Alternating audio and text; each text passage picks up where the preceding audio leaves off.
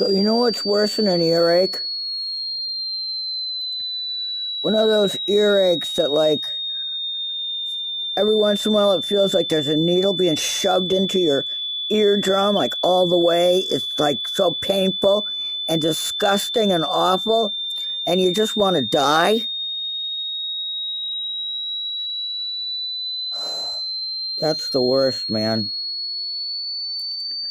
And then of course there's tinnitus. Thank God I don't have it, but I know a lot of people that do. So cymbals.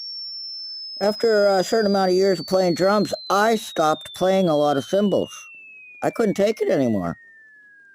So yeah, being an old rocker, you gotta deal with these things.